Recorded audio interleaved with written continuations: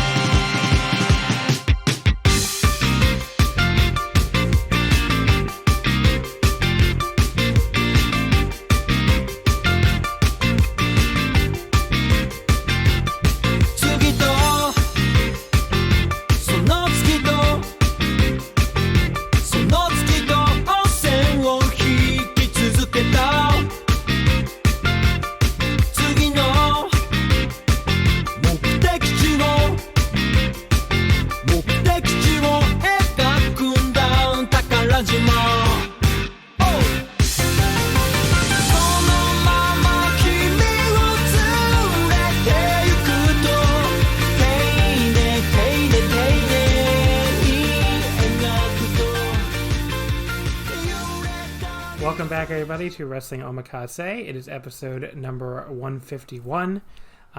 Before we get into anything else, I feel like I have to say, we're not going to talk a ton about this because, I want Omakase to maybe be a distraction for people who need it right now, because, of course, there's a lot going on in wrestling right now.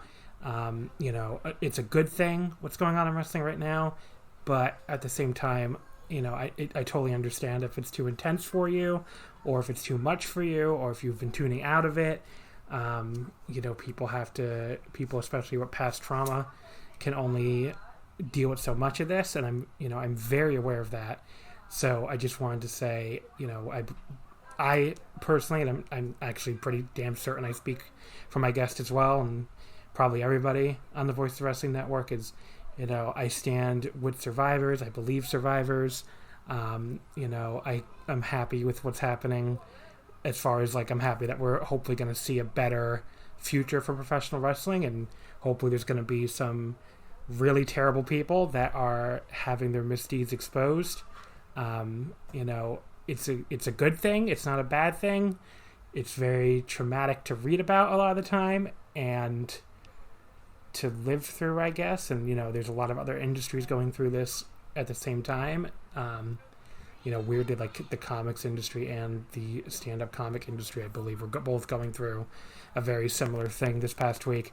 But it's it's something that has to happen, and I'm very rambling on this, but it's just a very it's like I said, it's not a bad thing. It's something that needs to happen, and hopefully, as we go forward, the people involved in wrestling, there'll be more oversight, and some of the worst people will be gone. But I think if you're a longtime fan, you're not surprised that something like this eventually happened to pro wrestling.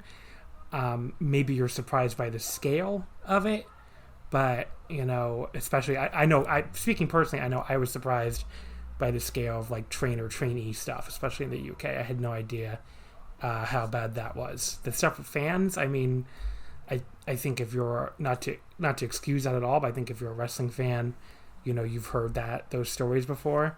But it's just really, like I said, it's a good thing to have all this stuff come forward. It's obviously not a good thing that this stuff happened in the first place, and my heart goes out to all the survivors out there that have really bravely stepped forward and tried to make the wrestling world a better place. So I stand with all of them.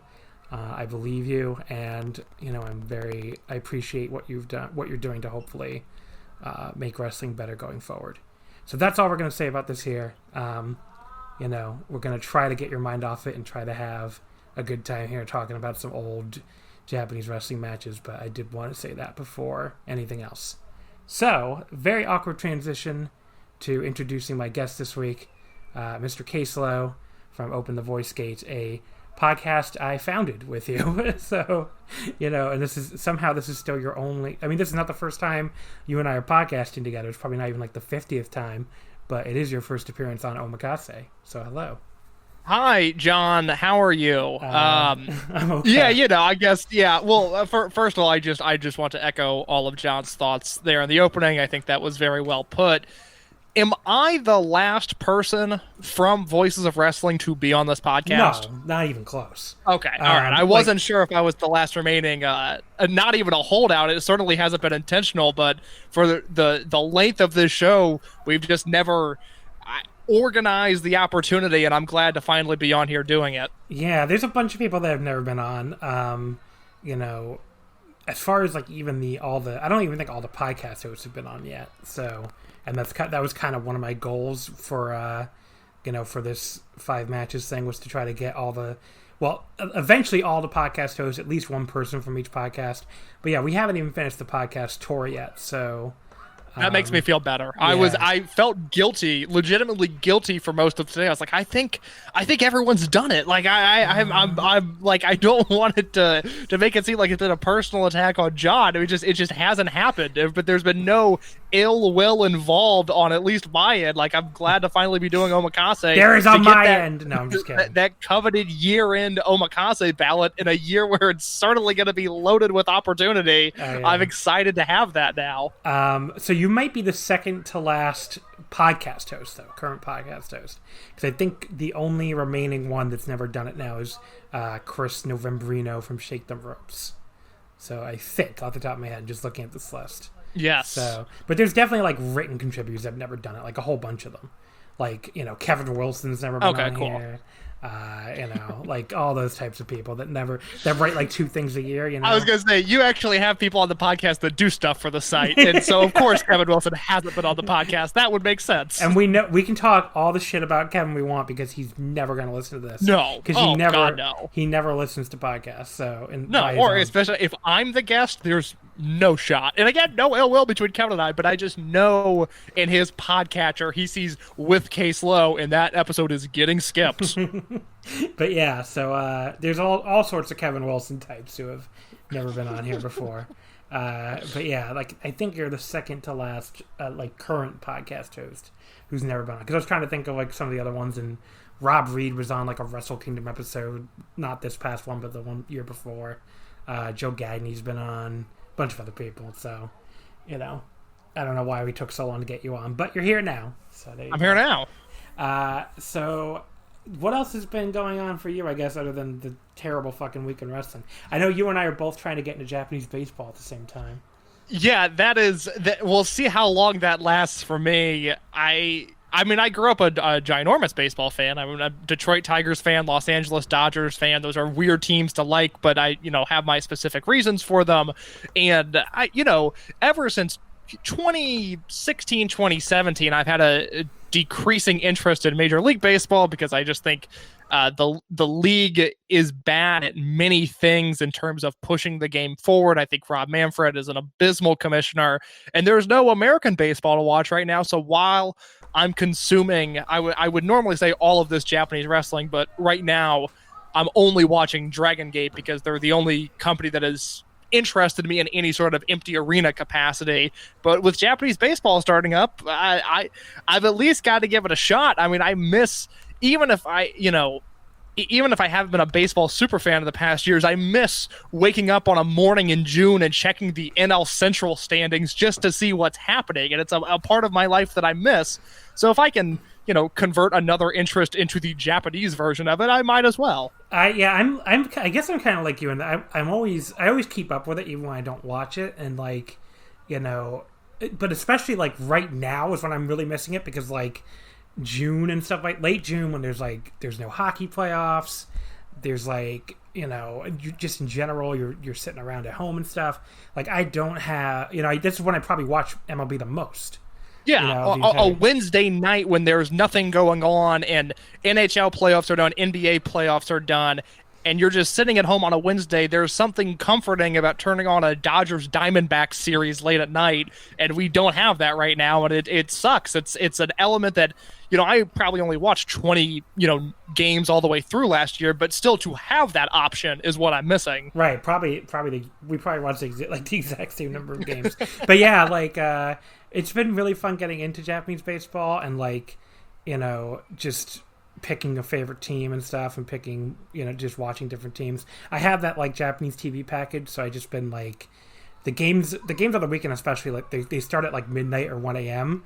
and so I could just put it on before I go to bed and watch like not quite the entire games, but like several hours of it, and like basically flick between games and stuff. I don't get one network. So basically Japanese baseball is on like 5,000 networks, and I don't get the Fuji TV networks, so which basically, as far as I can tell, means I just don't get one particular team's home games, the Yakult Swallows, I guess, but which is no big deal because they're not going to be my favorite team anyway. But I decided to go very basic and just pick the Giants, even though they're the Yankees of MPB, because I've been to 2 of their home games, so I figured it made sense. I already owned their towel. When I went to there you go. And I'm pledging my allegiance to the Oric Buffaloes, which is simply really funny. because I mean, my understanding is they've been awful for a very long time, but I was looking for a team that was Kobe-based because Dragon Gate, which you'll hear a lot about on the show, even if we're not talking about Dragon Gate-specific matches, but it's just my frame of reference for most things.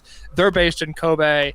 And the closest I could get to were the Oryx Buffaloes, who at one point there was a team in Osaka and a team in Kobe. They merged and created this team. So that I have no issue with Osaka, even though I've never been. It seems like a lovely place. It is an awesome city. But you picked. Okay, so I want to give the story a little bit more for people who don't know anything about Japanese baseball. So there were 3 teams in the Hanshin, in the Kansai area, right? There's the Hanshin Tigers, who are like incredibly famous. They're like the Red Sox of Japanese baseball. They're the second most popular team after the Giants. Huge rival to the Giants. They never win anything, so I guess they're like the pre-04, Red Sox.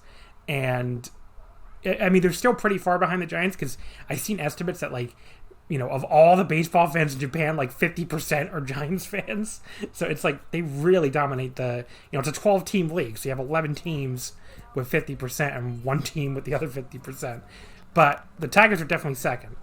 And then you had the Oryx Blue Wave, who are the team that play in the stadium in Kobe, and the Kinsetsu, I believe. It's like a train company in Kansai, the Kinsetsu Buffaloes in Osaka. And they play in the Osaka Dome.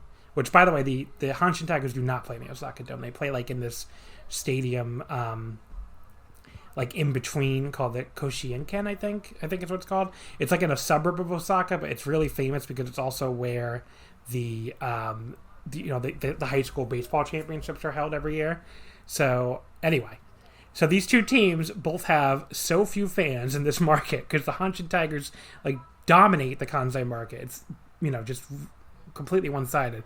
They both basically decide to merge together and form one team, the Oryx Buffaloes, and you'd think once they merge, with these 2 fan bases, they'd be a real powerhouse as far as like fan support. But no, they still apparently usually place 12th out of 12 teams in fan support. Like no one cares, even after 2 fucking fan bases merged together. It's just no one. And like there's like 7,000 teams in the Tokyo area, so you'd think some of those other Tokyo area teams would have a problem, but I guess they all hit like a little bit of a niche. Like the Yakult Swallows in Tokyo hit the niche for like people who live in Tokyo proper but don't want to cheer for the Giants because it's too easy.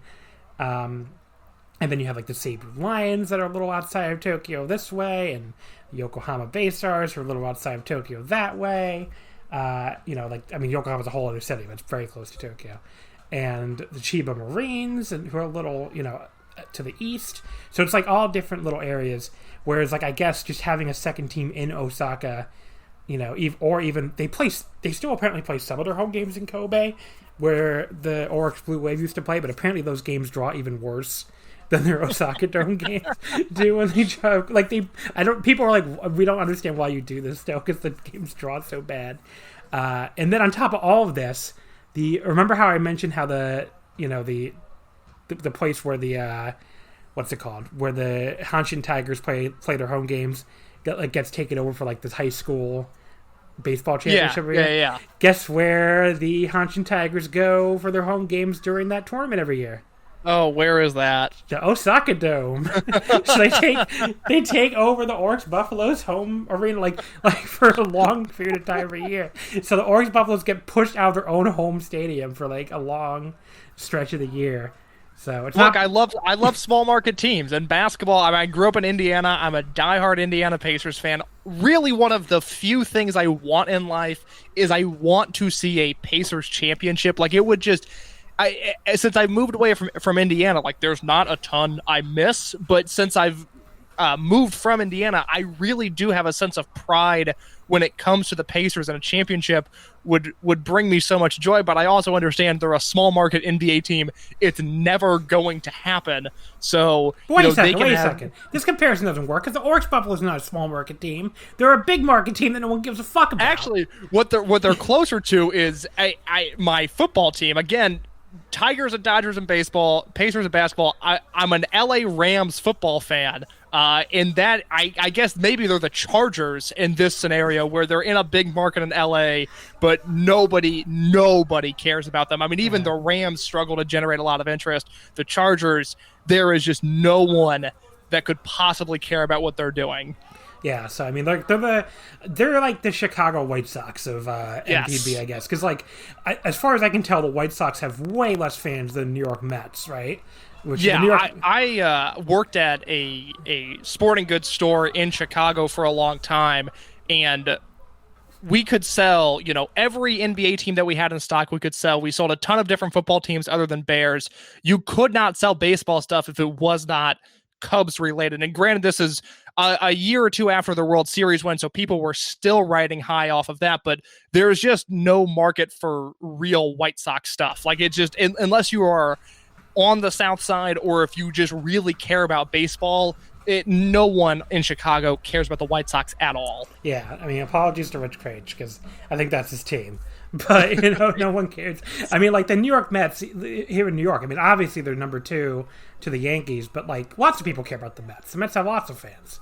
So it's very, like, from what I understand at least, I think, like, the Mets of MPB are the Tokyo Yakult Swallows, the other Tokyo team. Like, I think people actually do care about them, even though they're way behind the Giants.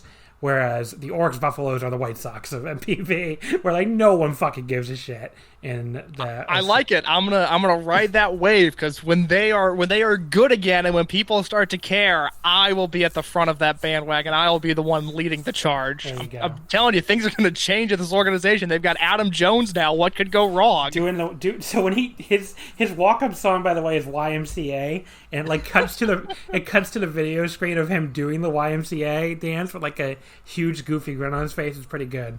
But the thing I really loved discovering this weekend was that, what's his name, Gerardo Parra, the guy who came over from the Nationals. Yeah. He still has Baby Shark as his walk-up song. And after he hit like a 3-run home run in his second game with the Giants, and they were all doing the Baby Shark, Shark Chomp.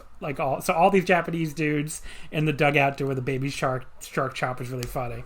So I enjoyed it. God bless Japan. What a nation. Yeah.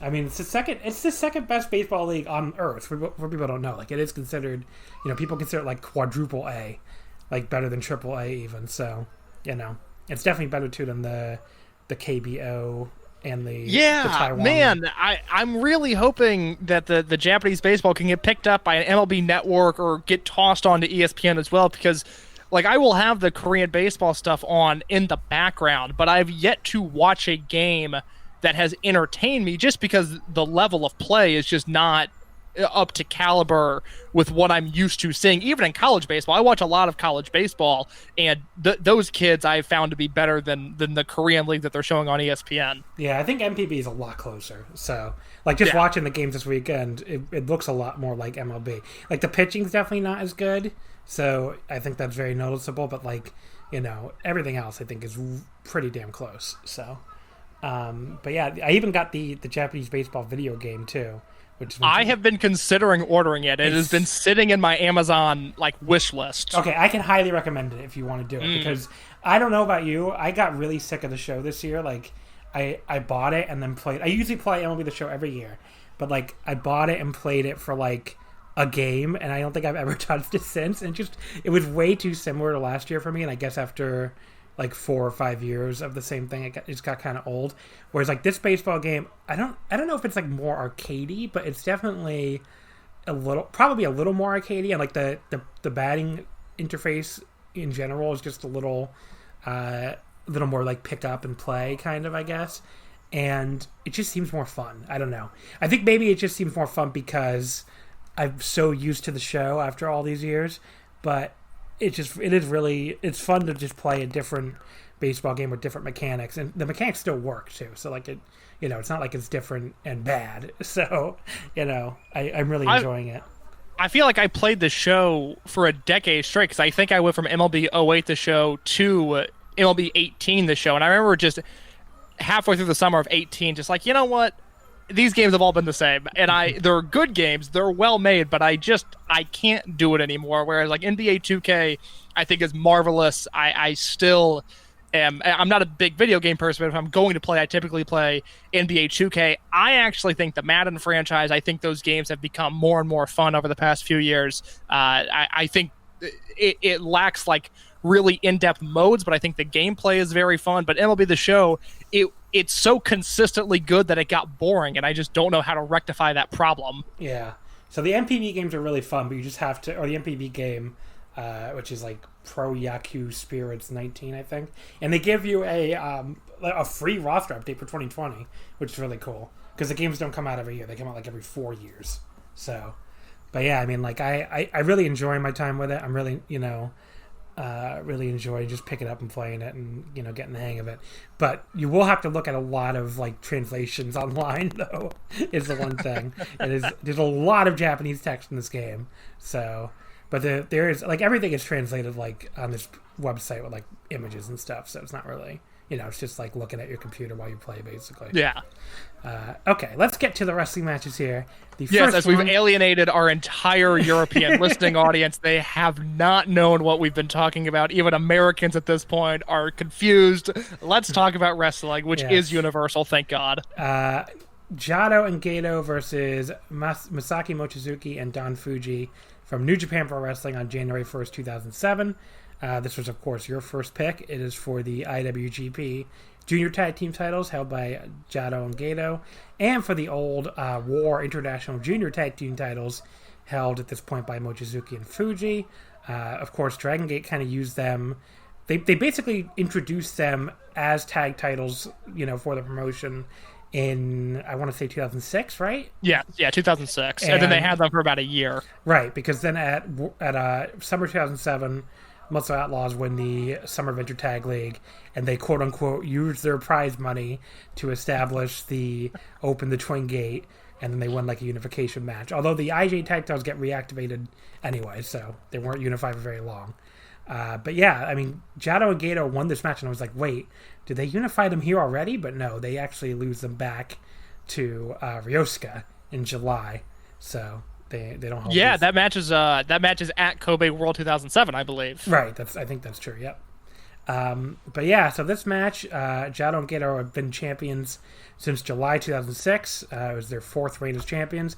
There's only their second defense, though, because they somehow went from July to December without ever defending them.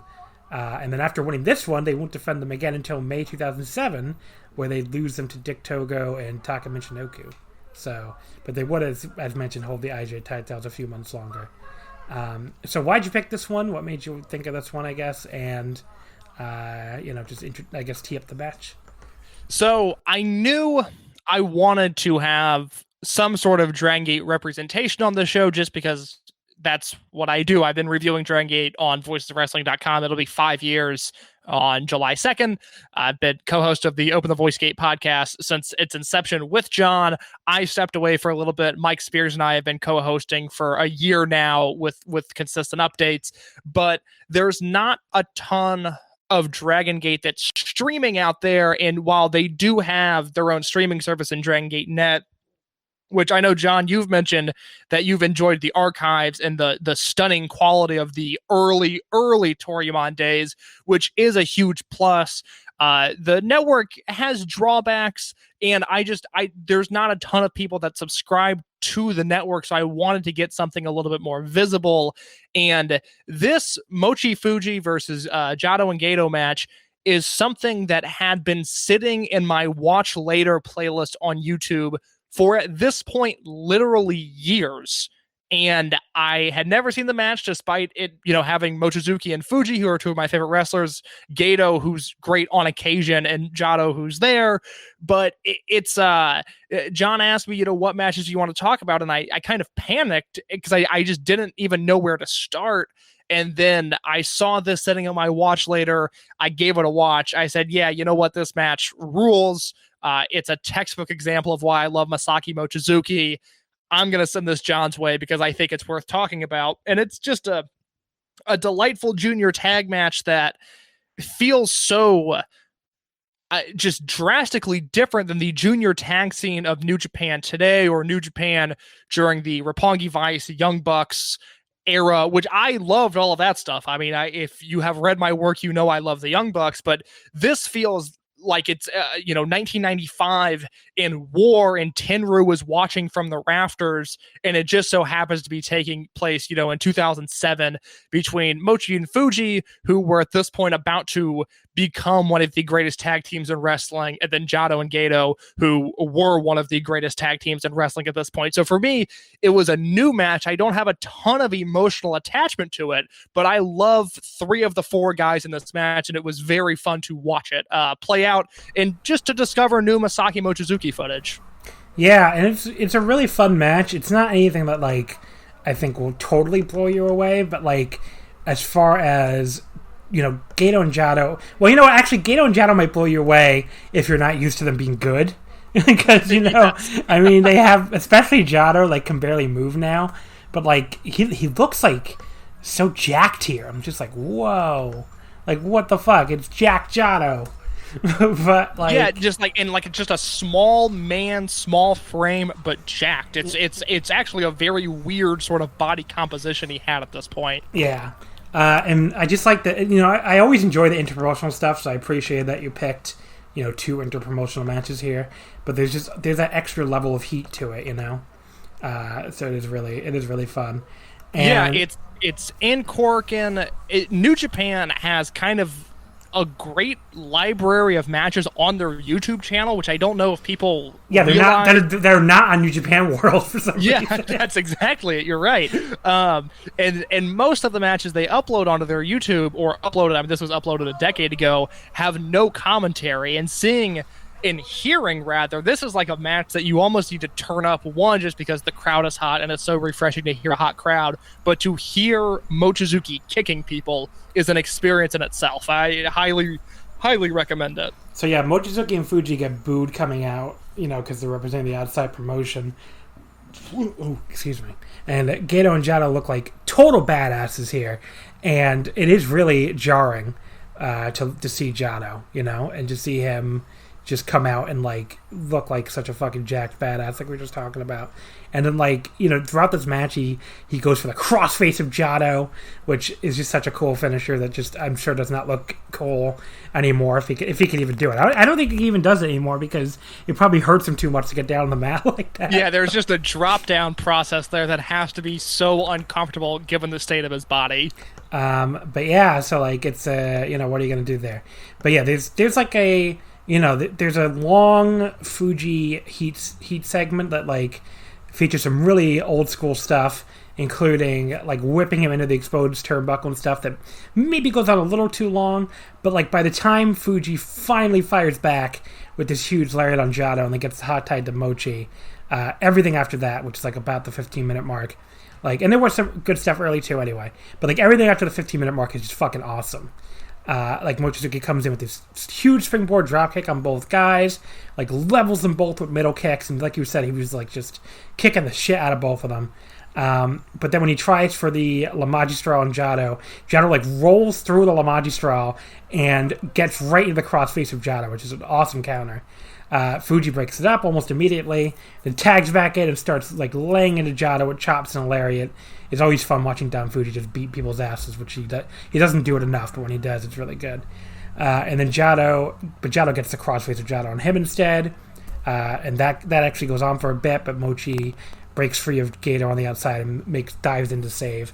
And then there's just really big wild stretch run Like Fuji hits Gato with a massive Nodoa Otoshi, and Mochizuki hits a Dragon Suplex hold for 2.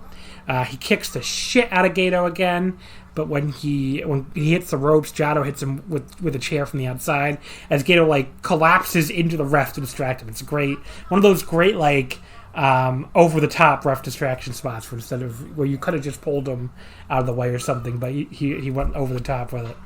Jado comes in, but then gets leveled by a Fuji lariat, but Gato tosses him to the floor. Mochizuki tries for another suplex on Gato, but Gato like shoves the ref and hits a low blow, and then goes for the pin with the Gato clutch, but it's a 2.99 kick out.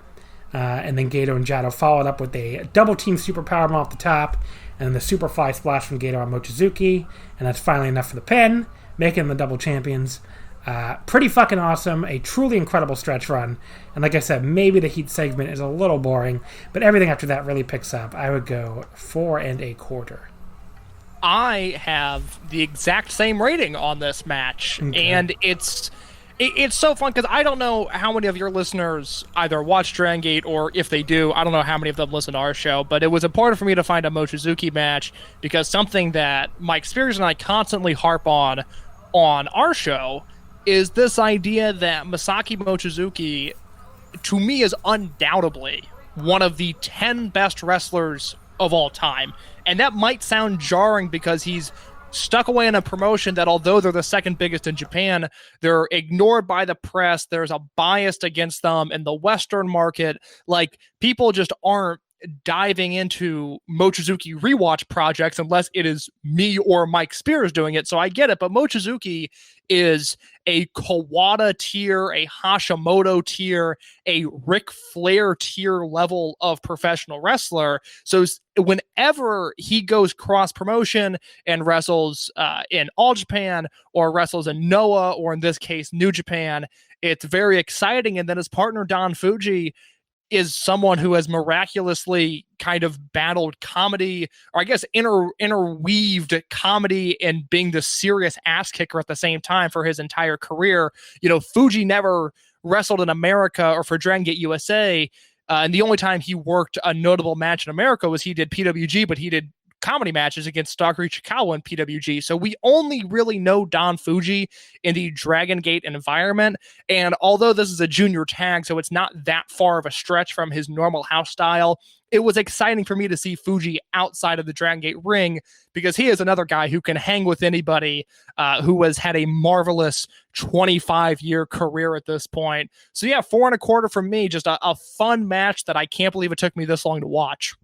Yeah, it's really good. I'm glad I watched it as well. So, definitely, pretty much all the New Japan, like, late aughts, like, interpromotional stuff is really good. And we're going to have another one here from the Noah feud in 09 in a couple of matches. But, like, the 01 stuff from 08, if you've never seen it, is really good. All this New Japan Dragon Gate stuff is really good. I mean, like, we need more New Japan interpromotional stuff, because this stuff is awesome. But nobody wants to work with them because they try to raid everybody's company. So, but we'll see if they. There's been little hints, so maybe we'll get fucking Kiyomiya wants to fight Okada and stuff.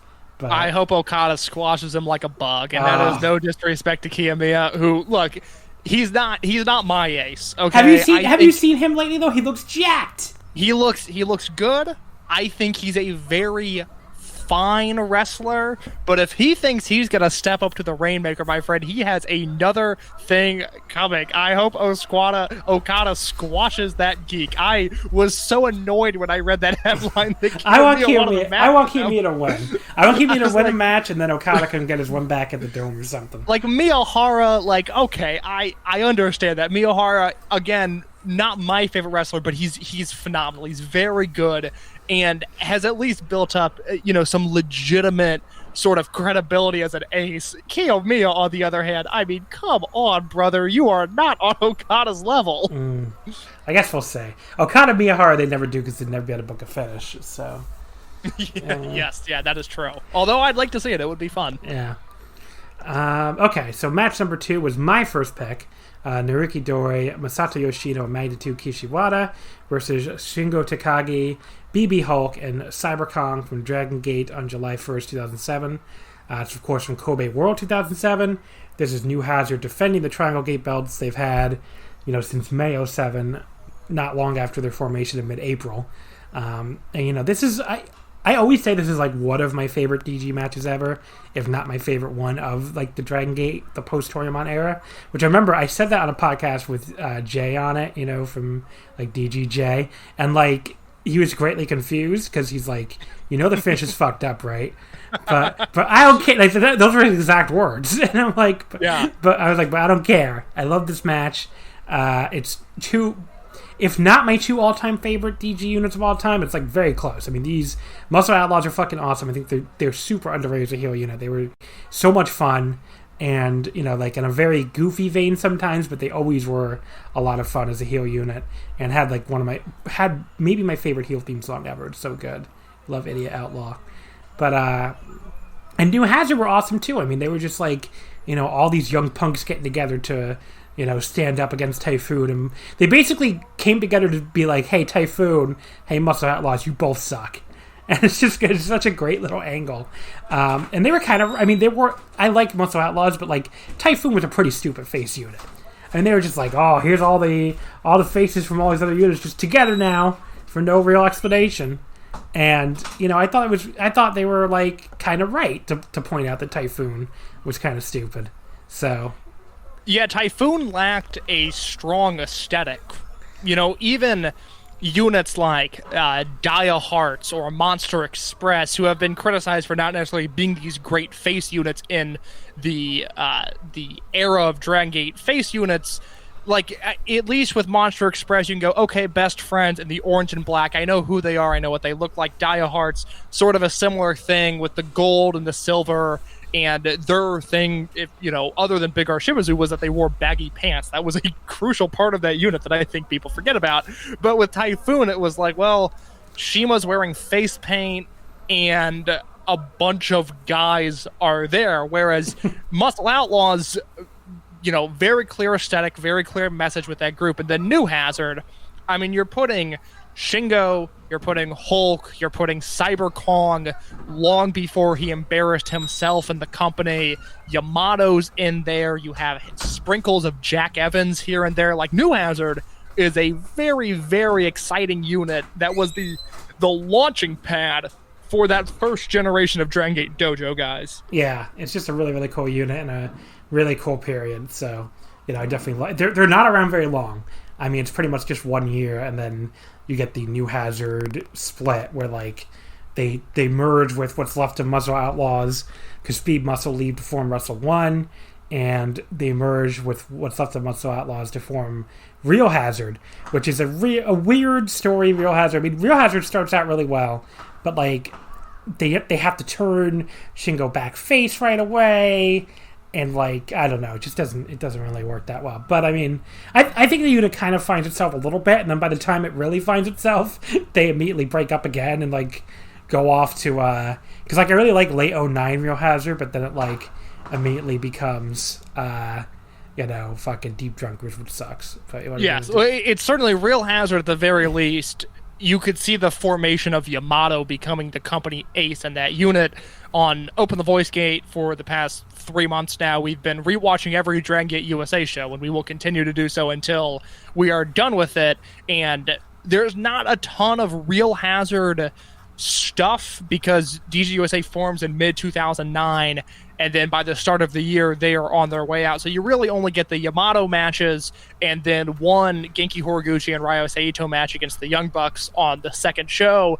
And Real Hazard is not a unit that I think particularly fondly of. I think partially because I just think Horiguchi and Saito are so much better as baby faces than they are heels, and I feel like they just couldn't shine in that unit, and everybody sort of struggled with the exception of Yamato, who, while representing Real Hazard and Dragon Gate USA, has a singles match against Davey Richards, which is phenomenal.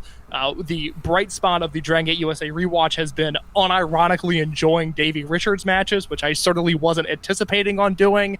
But yeah, Real Hazard is a troubling unit just because there's so much good, and I also think there's a lot of bad during that timeline. But to circle back to this 6-man, it's guys and maybe not the prime of their careers. I think it's one of those things where their physical abilities were at a peak, and especially in the case of Doi and Yoshino, who went on 5 or 6 years later to really put it all together as wrestlers, and in the case of Shingo Takagi, who is maybe pound for pound still the best wrestler in the world, they've developed into these other kinds of wrestlers as their careers have gone on. But if you look at the summer of 2007, like, this seems like the physical peak for a lot of these guys, and I don't love it as much as you do, but I do really love this match. Yeah, I mean, like, it's like the peak of their, especially Doi and Yoshino, like you said, it feels like the peak of their powers, like, just like, this is like the end of, I mean, this is, towards the end of Yoshino as a heel, which I really enjoyed. I know some people were like, well, he wasn't a good heel anyway, but I thought he was, some of his heel spots here that you never see him do again, because unlike Doi, who of course would go back to be a heel a million times, like, this is it for Yoshino. Like, once he turns face in 2008 and joins World 1, he's never been a heel since. And yeah, I don't know if you were still on the podcast at this point. I don't remember the exact scenario, but the beginning of 2017, the rumor going in was, hey, it's going to be Doi versus Yoshino at World that year, and Yoshino's going to be the one that's heel. And then at the start of the year, one of the first shows of 2017, Yoshino has this horrific injury that people thought he was going to retire from wrestling altogether, or at the very least was going to miss an entire year of in-ring action. And then he returned 4 months later and proceeded to once again be a very good wrestler. It was like John Cena-esque, like, oh, I'm hurt, but I'm going to keep working through it. It's like, well, maybe sit this one out. But Yoshino's the company man. He is Mr. Dragon Gate, and he came back. But yeah, no, Yoshino's an awesome heel. I've been, in my free time, watching all of the 2005 Dragon Gate footage that's out there. And so you see Yoshino turn in March, and then he becomes a really featured player in Blood Generation throughout the entire year. And I love him as a heel just because it's so different than how most people think of Masato Yoshino, but also I think he's a really good heel.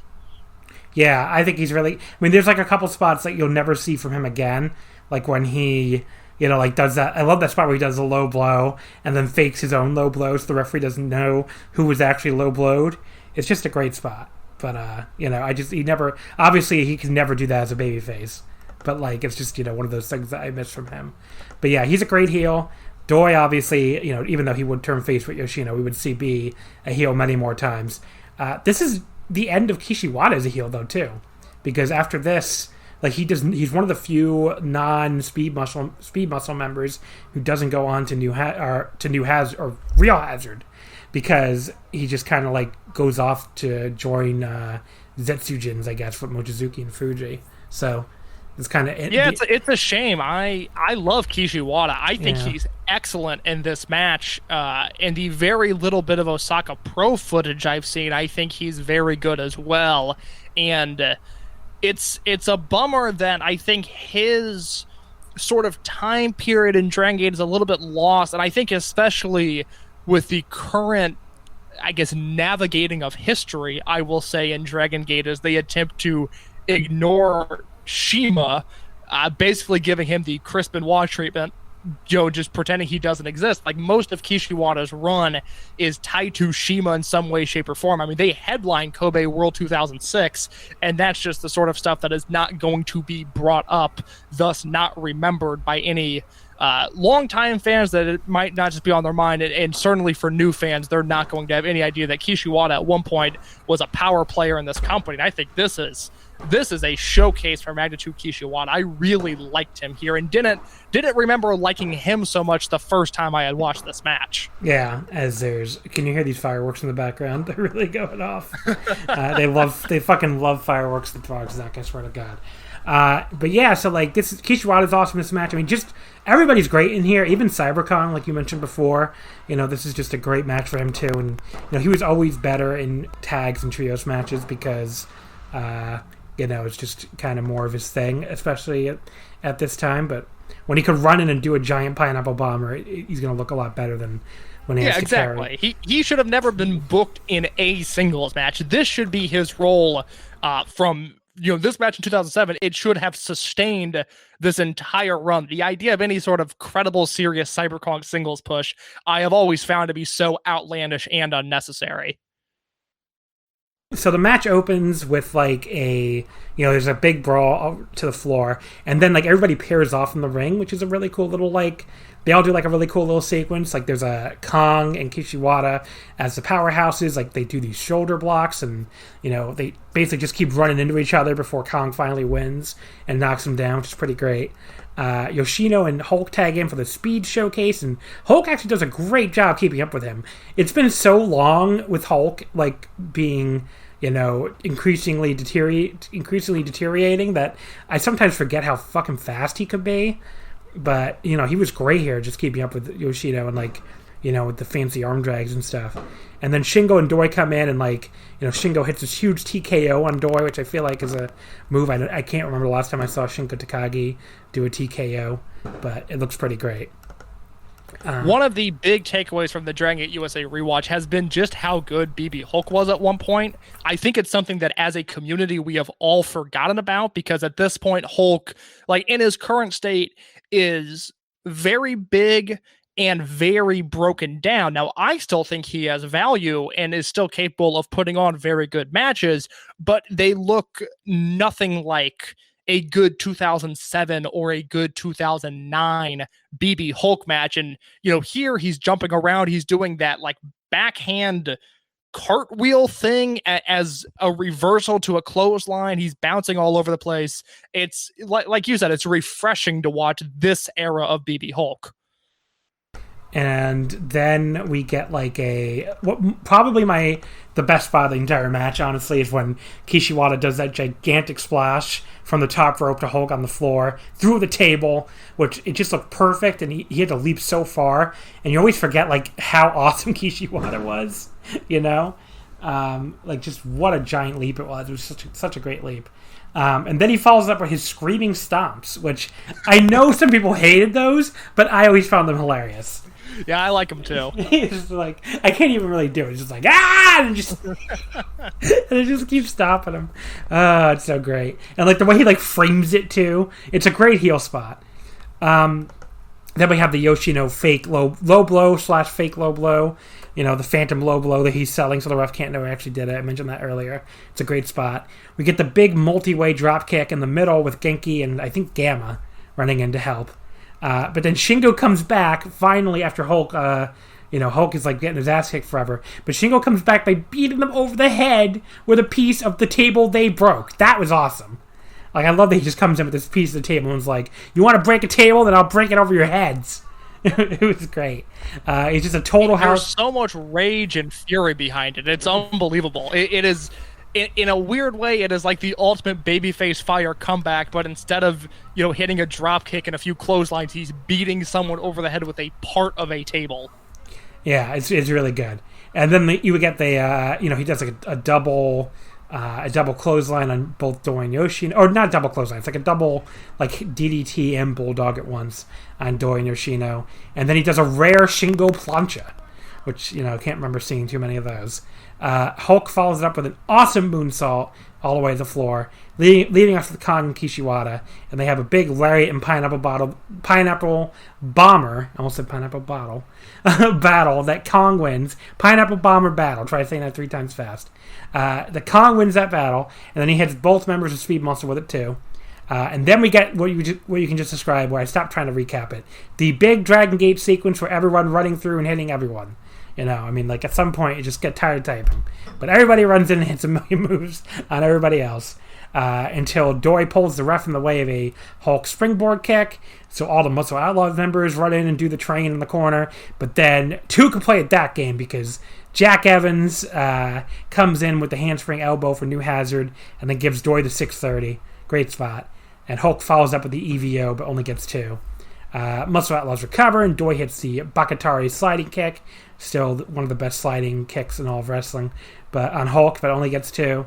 They followed up with they try to go for a triple, or they do get it, a triple team Doomsday device, with both members of Speed Muscle hitting the clothesline on Hulk with Kishiwada holding him up. That was a great spot. And then Kishizawa hits the power bomb and the homicidal body press, but Hulk still kicks out. Great kick out. And Hulk counters another powerbomb attempt with a Rana for a 2 count, but then Kishiwada absolutely beheads him with a really sick-ass lariat. I love lariats, and I love axe bombers, so this is definitely my match. But that also only gets 2. And then Kishiwada finally hits the last ride, but Kong dives in to save. Great pinfall save there. And then Kong hits a gigantic pineapple bomber on Yoshino for 2. He follows up with the cyber bomb, but Doi saves. And then Gamma misses the protein powder attack, which I swear to God, the Gamma with the protein powder must have missed way more times than it ever hit. I wouldn't trust it. If he was an arm in my bullpen, he would not be getting the call in a big game. I do not trust Gamma in his throwing abilities. So there's maybe the all-time great Dragon Gate spot was when Gamma and Kanda were feuding, and Gamma and Kanda had kept accidentally throwing stuff at each other and hitting each other with stuff. And there's a great moment where Gamma puts his arms up no, don't do it. Maybe it's the other one. I think it's actually Kanda. Kanda puts his arms up don't do it. And Gamma pauses, clearly sees it's him, shrugs, and just throws it in his face anyway. It's such a great moment. That is terrific, although I was thoroughly shaken by Gamma and Kanda and then followed by all-time great. That just wasn't computing with the ones and zeros in my head. Kanda's very concerned. Kanda was great at one point. I don't know what he's doing now, but... He was fine. He's fine now. Now that he's not an overbearing heel and he's just an old guy in the Toryumon unit, he's doing all right again. He hits his drop kick and goes home. He's not in. Oh, he's out of Red already. I didn't even know. Yes, yeah, he's been. It's been a needed change. He became much more entertaining once he left RED. Yeah, I mean, there was a point where I get why they'd always put him back in the heel unit, but this last one, it was okay. It's probably time to leave him. Not good. Leave him with the Legends, I think. But yeah, so then we got a big crazy reversal sequence with Shingo and Yoshino that ends with yet another pumping bomber. And what move is this that he's doing? Is this a bloodfall? It definitely was. I believe that is the bloodfall, yes. It was definitely not supposed to be the finish because this is a famous messed up finish. And you can tell, probably he was supposed to hit the bloodfall. Yoshino was supposed to kick out because he never pinned anyone with the bloodfall. It was his 4th finisher down or something. Because he had 500 finishers already at this point. But this was well below the Made in Japan or the, at the time the Last Falconry, now called Last of the Dragon. But, Yoshino's supposed to kick out, but the ref counts 3 anyway, even though he did kick out. So that's the famous messed up finish. So I can't go the full 5 when the finish is fucked up, but I love this fucking match. It always holds up for me. Just nonstop action, especially down the stretch. Everything looks perfect except that stupid fucking ref fucking up the count. And everyone's at the absolute top of their games. It's 4 3/4 for me. You are 100% right that Shingo at this point already had about 500 finishers, and they're all roughly the same move, which makes it so much harder to tell which is which. I feel comfortable saying I have watched more Shingo than just about anybody. I consume everything this man does, and even I'm I think it was the bloodfall. I'm really not sure because they're all kind of the same, and it's super, super annoying. Yes, the finish is messed up. I think for that, much like John, I knock off a 1/4 star, so I end up at 4.5 stars for this. I think if you are looking to get into Dragon Gate, if you are a Dragon Gate fan and for some reason you haven't seen this, then obviously go watch it. But I think for the newer fans or someone just entirely unfamiliar with this promotion or with the style, I think this is a really good entry point because you have, to come full circle, 2 units with defined aesthetics, with defined messages, and young guys for good and New Hazard, young guys for bad, and Muscle Outlaws. And then the last 10 minutes of this match, I mean, that closing stretch, they're the only company in the world that can do it. I say constantly, if you watch a Dragon Gate Kobe Sambo Hall show, which would be the equivalent of their television tapings. I can't, because a New Japan Korakuen, yeah, kind of, but it's it's just another stop on the tour for Dragon Gate. But they always film those shows, but it's certainly not a Korakuen, certainly not a pay-per-view. But if you look at the main event 6-man tags on a Kobe Sambo Hall show, even if they're 4 stars to me, it's okay, well, that match happened. But if those matches happened in any other company, New Japan, WWE, AEW, it would become the talk of the hardcore bubble of, I mean, especially if casual fans saw matches like this, it would blow their minds. There's just nothing like it, but there is such a level of excellence that is assumed in Dragon Gate that somehow a match like this can really not be looked at as some sort of heralded classic, even though it really is. Yeah, so I absolutely love this match, and I do wish more people would watch it, but it's it is what it is. Match number 3 here, your second pick, Go Shiozaki and Takashi Sugiura versus Shinsuke Nakamura and Milano Collection AT from Noah on March 1st, 2009. Before you introduce it and why you picked it, I mean, I'm almost certain I've never seen this before, so I had no idea what to expect, and I was very excited because, these are all 4 guys I like quite a lot. I'm shocked you hadn't seen this. Yeah, I guess I just a blind spot, I guess. But this is like during the famous New Japan versus Noah feud, and Nakamura and Milano come out with Hiroki Goto and Taichi because they're all in Rise together. It's really weird seeing Taichi in their Rise were not faces, but they weren't like the heel unit either. They were like the in between at the time because GBH were the heels. Nakamura, of course, is almost exactly 1 month away from betraying Rise on April 5th to join up with most of GBH to form Chaos. So, this Rise is not long for this world at this point. But yeah, I mean, it was an interesting little unit here. And, the Rise, I think, continued on technically after Nakamura left to form Chaos. But, they kind of like just peter out after that, I believe. I don't think they even make it through all of 2009. But yeah, so they get booted out of the building here since they're the invaders. But yeah, which is a great little, this is at the Budokan, I think, right? Yes, yeah. This is a big Noah show. 2009 Noah attendance is certainly on the decline at this point, but as we'll kind of talk about as we go into this match, 2009 Noah, a just stunningly great in-ring year for the promotion. Yeah.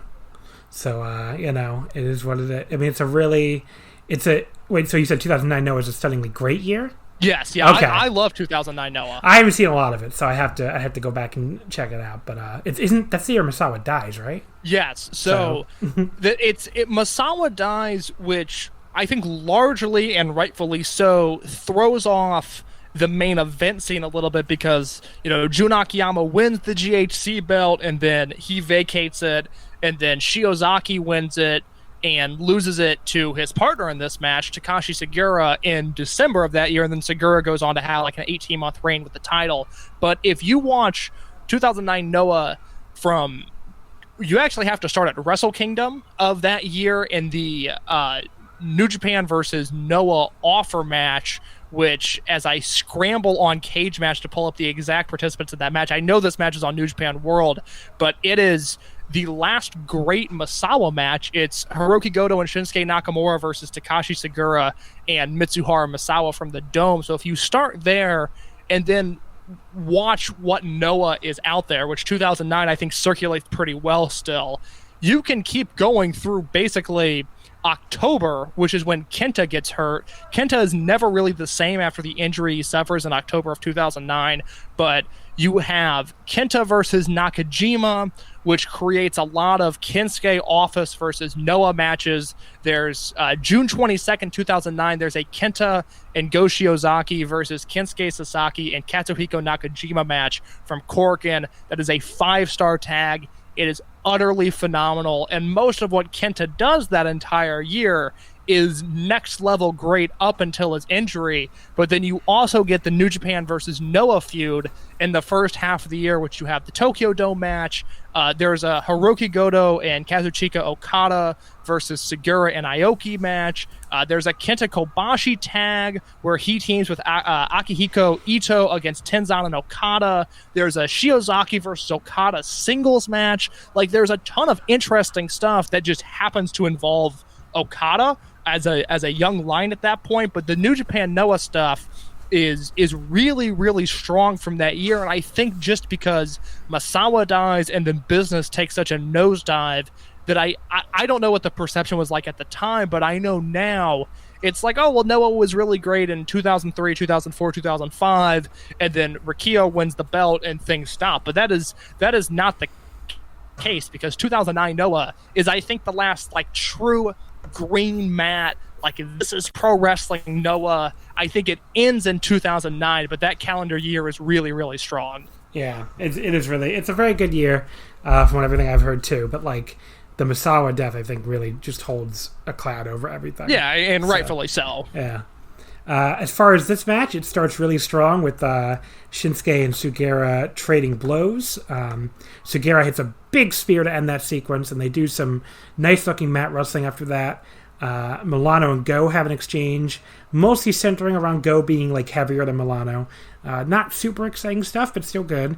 And this crowd is like so vicious, though, that they boo Shinsuke out of the building just for jumping off the apron to dodge an attempted Go cheap shot. Like, Go is clearly the one trying to cheap shot him and hit him while he's just standing on the apron, and they get very angry when Shinsuke has the temerity to not stand there and get hit. It is really funny, like, just how partisan a crowd this is. They also get very mad at Milano just for rolling to the floor.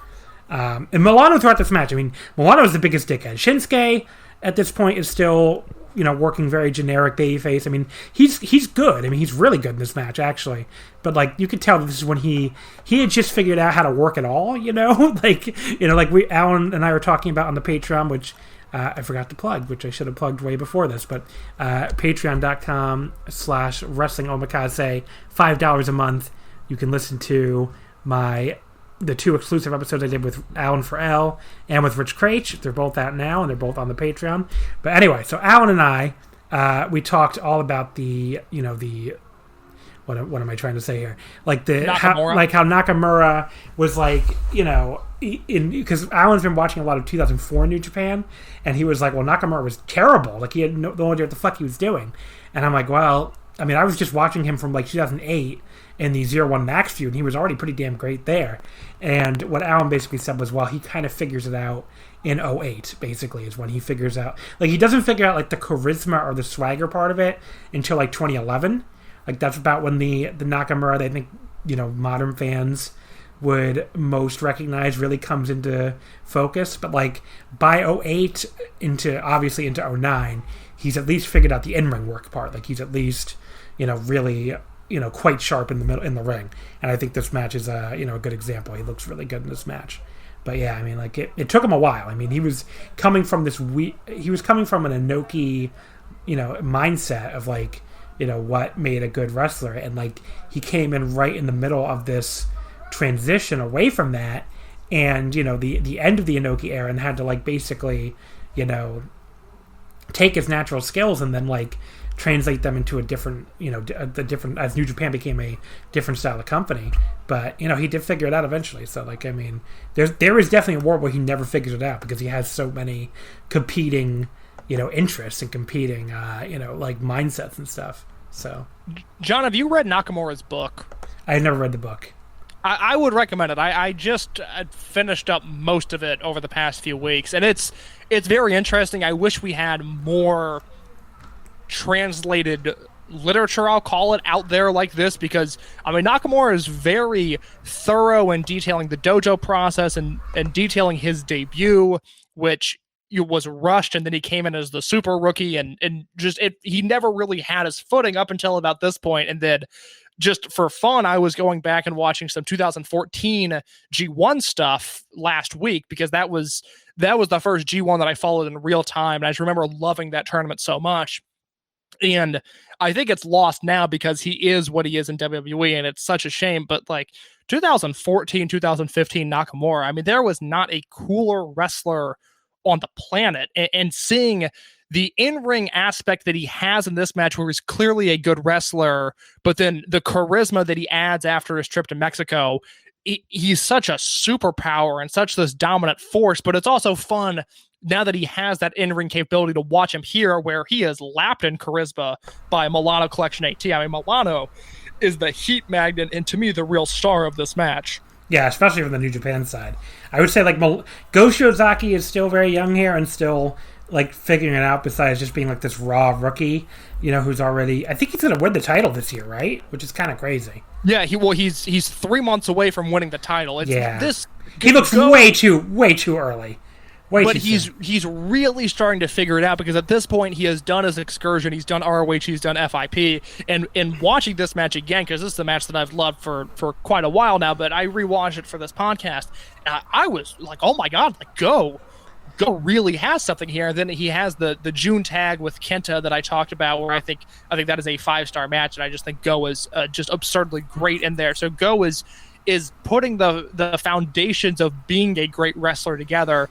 But the issue with Go that I think has always been there is there's never really been a super charismatic element to it there. I mean, I think at this point, what is widely considered to be his best match is the Joe Doring match from January 2015, and that is because it feels like you're watching a Hansen versus Kobashi match. I mean, the dynamics it feels like more archetype characters, because we know where those two men, where their lineage leads, and they were able to do something above what a Kobashi Hansen cosplay would be. They were able to put their own spin on it. But so often Shiozaki is like, wow, that was good, but who cares? Like, I've never had a great emotional attachment to him here, and that was kind of what I was left with in this match was, wow, Shiozaki's really good, but look at Milano, and wow, Segura had so much power in some of those spots, and even Nakamura is just captivating in his own way, and Go's maybe the best wrestler in the match, but also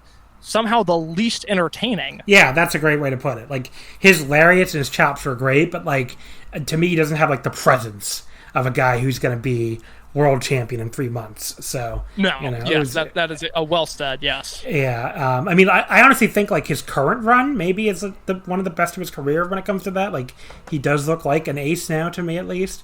But like 2009 Go really didn't look like one to me.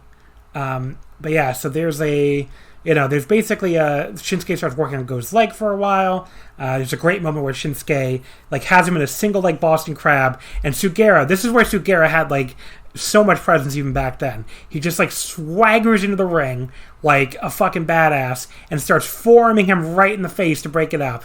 And Shinsuke, of course, won't let go at first, which the crowd again gets very mad about. And like, you're booing him for being too tough to break a Boston Crab? I don't know. It's really vicious crowd. But that leads into a Shinsuke Go strike exchange where Go starts like really lighting him up with the chops. And then Go hits a gigantic super kick out of nowhere. Finally tags in Sugera, who immediately spears Shinsuke, which I love his spears. They're so good this match. And then he and Milano try to double team Sugera. Or Shinsuke like gets back up, and he and Milano try to double team Sugera, which the crowd really doesn't like. But Sugera goes like nuts on both guys to a huge ovation. And there's like a big German suplex by Sugera on Shinsuke for 2. Sugera's suplexes always looked awesome. And Shinsuke comes back with a power slam and reverse power slam. Both of those I kind of wish had looked better. They didn't look as crisp as they could have. But Sugera makes up for it by dropping Shinsuke right on his fucking head on the next German. Just ridiculously sick German suplex. Shinsuke comes back with his own awesome looking German right back to him, and then both guys are down. So it's definitely one of the cooler sequences of the match. There's a really great strike exchange with Shinsuke and Sugera that includes Shinsuke just like punching Sugera right in the face, which I always loved when he did that. It was a great, like, it's just such a dick move in Japanese wrestling to punch a dude. So Go comes in, like, just starts chopping the shit out of him again. Not chopping. And Shinsuke, he's not a, what's it called? He's not a para. The little shark. Or baby shark. Good call back to earlier. Shinsuke starts firing back with lots of kicks, but Go catches his leg and then chops him in midair. It's a great spot. But Shinsuke gets a triangle out of nowhere, which he was great with those triangles. He stopped doing it at a certain point, but like he would get these triangles out of nowhere and just like take down right into the armbar, which is what he did here. He turned it into a cross arm breaker. It always looked really good. Even when he was bad, I think he still had like really good triangles. But Sugera comes in to save pretty much immediately when he gets the arm breaker. We get a cool little Milano and Go exchange, but when Go hits the Fisherman's Buster and goes up top of the moonsault, Milano pulls the ref down as a human shield to stop him, and it's like Milano doesn't give a fuck. He's going full heel here. He's going to use this Noah ref to prevent the moonsault no matter what it takes. He basically tries to powerbomb him off the ropes, but Go turns into awkward Rana for a 2 count, which that looked bad. That was one of the few spots in the match that looked outright bad. But then Go shrugs off Milano's enziguri and like beheads him with a lariat. It looks fucking awesome. Shinsuke makes the save though, and then we get like a double team knee drop from Sugera, and that like I don't know do you know what that powerbomb is called that he does here? It's like I can't remember. No, I got nothing on the name of that powerbomb. Yeah, it's like a weird powerbomb, right? Where like he pulls him up, kind of. I think there's a term for it, but I don't remember the name of it. But yeah, Shinsuke makes the save, and then Sugera hits like this massive Olympic slam. He always hit the Olympic slam so much cooler than Kurt Angle did. I mean, like they always look like he dropped him around the neck, which it's super high angle and just looks quite honestly just super dangerous. Yeah. And then we get after that, we get Milano with this crazy, like, Go hits Milano with this crazy chop and lariat combo, ending with this huge spinning lariat for 2. Milano matrix dodges the big standing lariat, which is such a cool spot, and gets a backslide for 2. He goes for an inside cradle, but Go rolls right through it into the Go Flasher, which looks so cool, and then he hits a huge lariat for the 3 count. Like, just bounces off one end of the ropes and bounces off the other end of the pen. Yeah, this fucking rules. Like, there's some awkward spots, but, like, it's still a fantastic fucking match with amazing crowd heat, really hard-hitting wrestling, and head drops, all the shit I love. It's 4.5 stars from me. It is not the last, but it is one of the last great Milano Collection AT matches, because this takes place in March of 2009. He would retire in September of 2009, and the Matrix spot that you just mentioned is sort of the moment where you go, oh my god, this match is really something. It happens at the very end of the match, but it just needed that signature spot, that thing that you can take away from it to really make it stand out. And the Milano Matrix spot there is exactly what it is. And Milano is someone that comes from the Dragon system. A Toryumon 2000 guy was the ace of that class, proceeded to kill it in the ring in Dragon Gate, even if at times he was buried by Magnum Tokyo, because Magnum Tokyo had to get his shit in, which was unfortunate. But there is this great mystery and this great what if around what if Milano had stayed in Dragon Gate in 2005, because he leaves the company in February of 2005 and did not return until the Toryumon reunion show in January of 2020. So we really only saw the one Milano character. We just saw him in the white tights leading the Italian connection as this figurehead of a legendary unit. And, he played up the heel tendencies at times. Other times he was kind of an uber babyface, but we never saw a darker side of Milano. And although his work in Chikara, his one match in IWA Mid-South, like I said, there's some good New Japan stuff. He's got a match with Prince Devitt in 2009 that I really, really like. But Milano outside of Dragon Gate, it just feels like the charisma was never totally there. It just didn't translate for whatever reason. And this match, given the crowd heat and the fact that he seems to be almost gaining energy like a video game character every time the crowd boos him, and he becomes this nearly unstoppable force. This is the match where it's like, oh my god, this is what could have been. This feels like the closest thing we have to an authentic Milano performance post Dragon Gate universe. And it's a shame that his career ended only a few months later due to an eye injury, but I am right on board with John here. I'm at 4.5 stars as well. All right, we've been almost in lockstep on this episode, so we'll see. I mean, it's these 5-match episodes. Most of the time, all these matches are going to be awesome. So I mean, it's like, no one's choosing let's rewatch a 2.5-star battle from an episode of Monday Night Raw. Match number 4: Mitsuharu Misawa and Yoshinari Ogawa versus Naomichi Marufuji and Kenta from Noah, April 25th, 2004. I think I accidentally wrote down 2003. When I sent the stuff out, so I apologize. The Daily Motion video says 2003, but it's a match from 2004. That's right. That's where I fucked up then, yeah. It's definitely from 2004, because Misawa and Ogawa win the tag titles in January 2004, so yes, they can't be defending them in April 2003.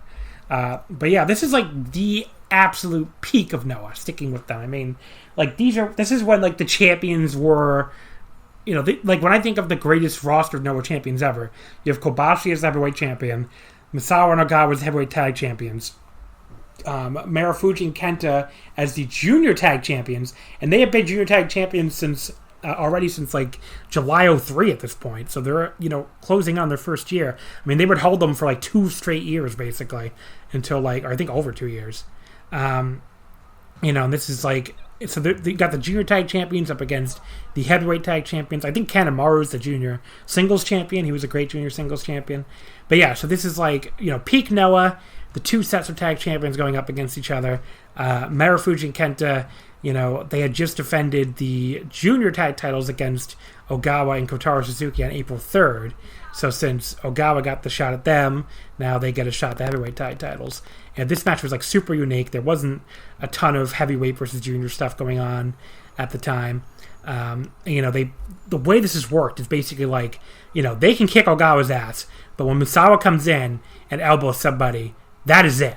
Like, one Misawa elbow puts your ass down. And they, they'll like fucking floor him in 3 or 4 times, and he'll stand there and no sell it and just fucking drop them with one elbow. And it's so great. It's like Misawa is just on a different level than these 2 little geeks. And he's going to beat their asses. And it works. It's not like, the crowd, it's not like mad at Misawa for like holding them down, brother, or anything. It's just like, especially at the stage of their careers, I mean, they had only been wrestling for a few, especially Kenta.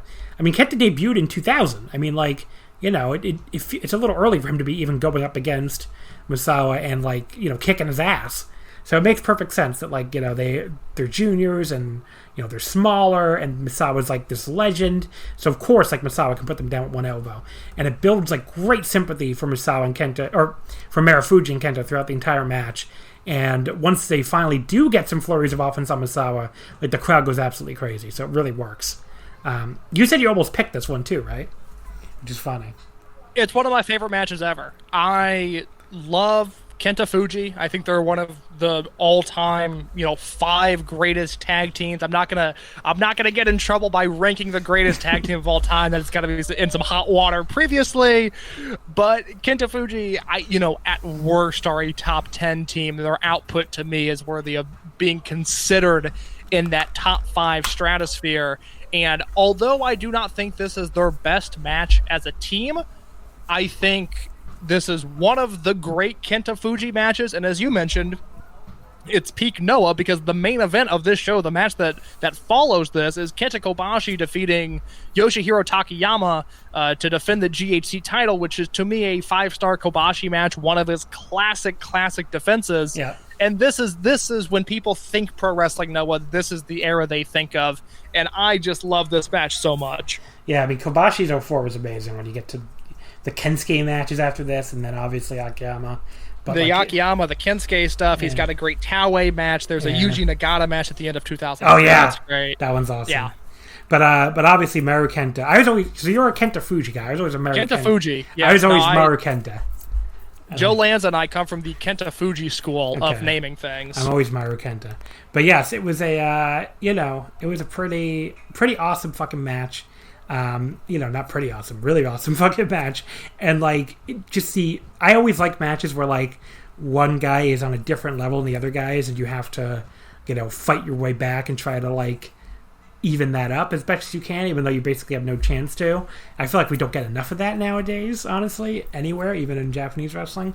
So I really enjoy that. Like, at no point in this match does it feel like Misawa is on the same level as these guys, and it shouldn't. Not everybody has to be on the same level. I mean, I feel like this is something wrestling nowadays does not get. But anyway.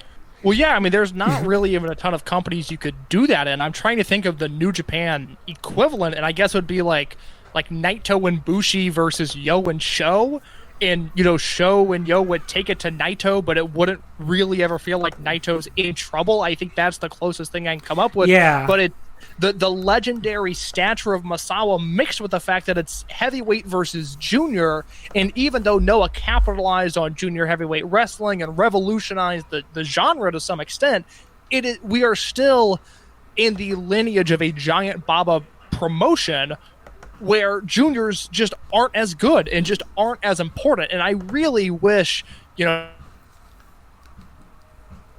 bring it back to current New Japan, I wish the never open weight title acted as such, because I think there's so much good that can come of, if you're going to separate the weight classes, to have them mix every once in a while, or else, what's the point? Yeah.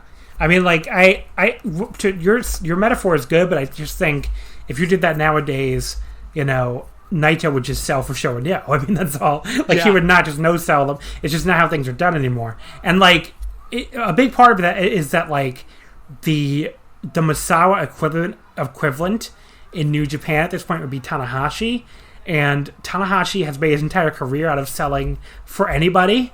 So it just wouldn't. Again, he wouldn't do that kind of like who the one person. Actually, you know what Tanahashi did?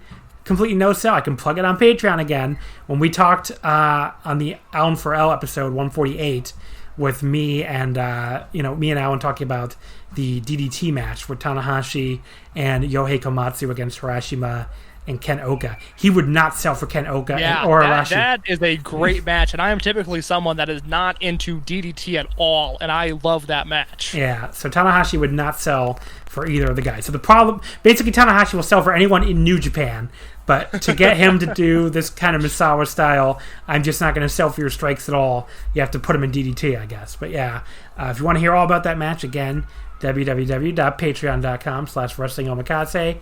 $5 a month. You can hear me and Alan break it all down, plus the Rich episode too. Anyway, so this match, it starts out with basically Marufuji and Kenta double team Misawa as soon as the bell rings and just fucking go to town on him, including a huge double super kick. But Misawa eventually fights them both off. Ogawa tags in and beats up Kenta on the floor. Kenta tries to fight out of the bad part of town back in the ring, but they cut him off again. We start a long Kenta heat segment. It's a good heat segment though, because every time Kenta, he makes these little comeback attempts that are good, but they shut him right back down again. And I particularly liked when Kenta was kicking Ogawa's ass in a little strike exchange, only for the crafty little bastard to catch him with this like big drop toe hold that looks way better than your average drop toe hold, honestly. So it was a good way to take back over. Kenta tries to come back on the floor this is one of the great Misawa no-selling spots. He tries to Irish whip Misawa into the railing, but Misawa he collides with the railing and just completely no-sells even the fucking railing and just like charges forward and boots him back down. Just like, no, I'm not even going to sell being whipped into the railing by you. It's great. Marufuji tries to get involved, but as usual only takes one Misawa elbow to put Marufuji's ass down after he hit a bunch of forearms. And then when Kenta crawls over to make the tag finally, Marufuji is still down and not on the apron for a tag from this one elbow strike because Misawa's elbows are just too powerful. That lets Ogawa come back in with a huge backdrop for 2, and that'll become a theme. He loves his backdrops in this match. But when they all look as good as his backdrops do, that's totally fine. Yeah, who could blame him? Kenta finally comes back with this big arm wringer and a drop kick on Misawa and gets the hot tag to Marufuji. But Marufuji immediately gets elbowed to the floor by Misawa, so it's not much of a hot tag.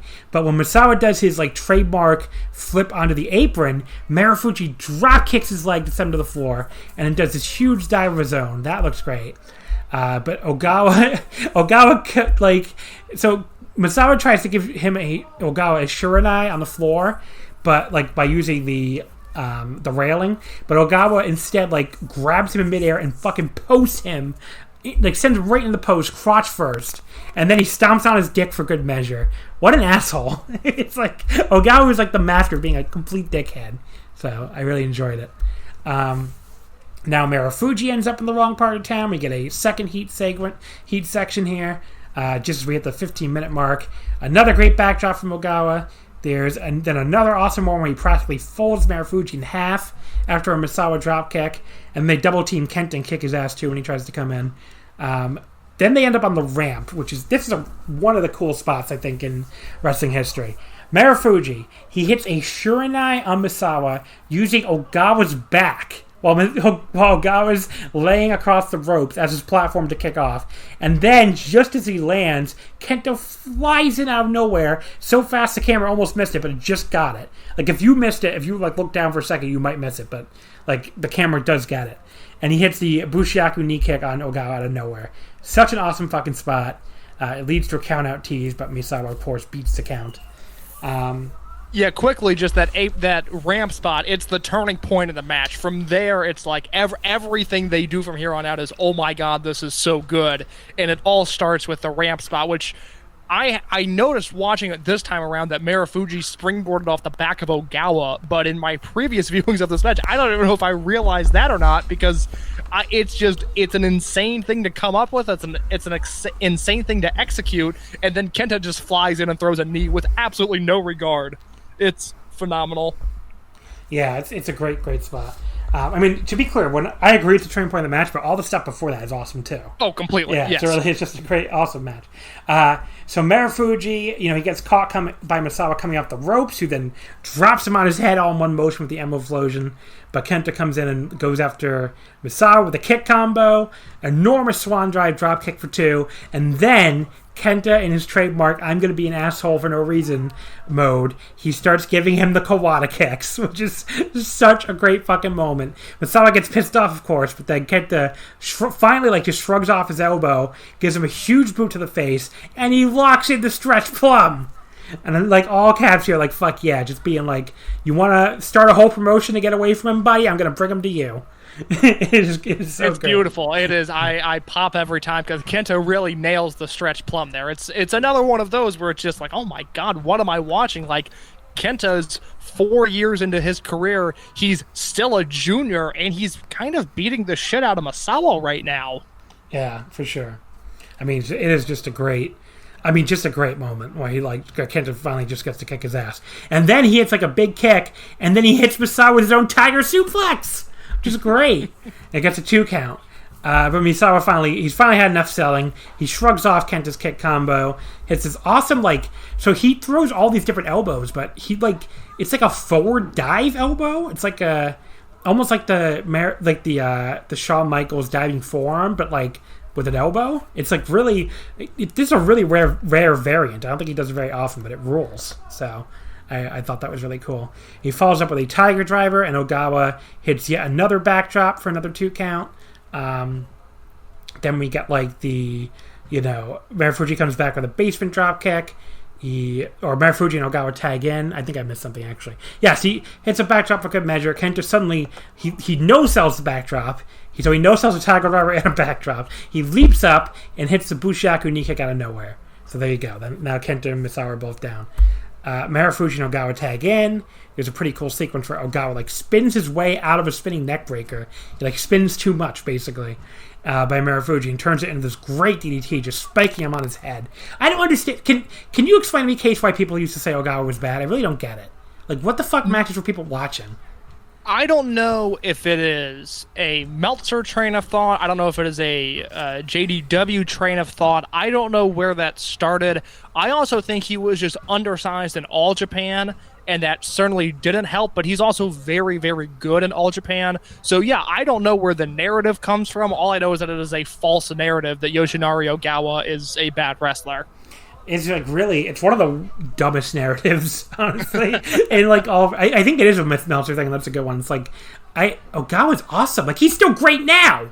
Fucking 16 years later.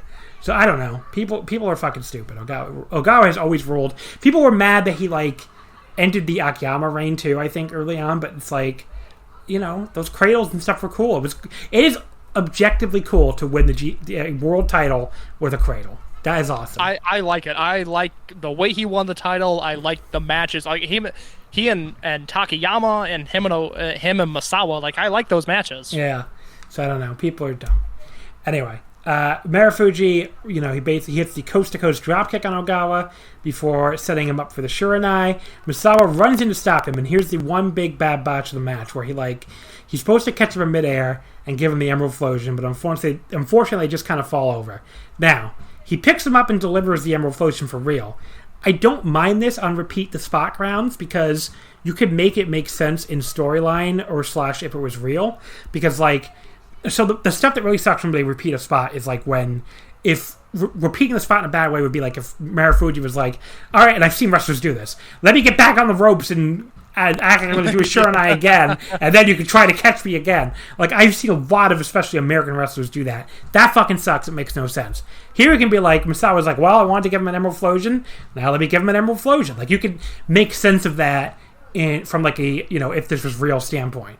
So it's. I will say this: 1, you're 100% correct. 2, This spot, oh, what could have been? Yeah. Oh my god, I dream of the completed non-botched version of this spot because it would be one of the great things ever in professional wrestling. Like, it would be like the, oh my god, remember when Misawa interrupted a sliced bread and hit his own finisher out of it? Like, and it's Misawa doing a convoluted high spot, which by 2004, he's just elbowing you in the face. Like, Misawa still has a few good or, fine years left, but it's not like his offense is all that high spot based or all that, action packed or fast paced. And then he does this spot and he comes up just short on it.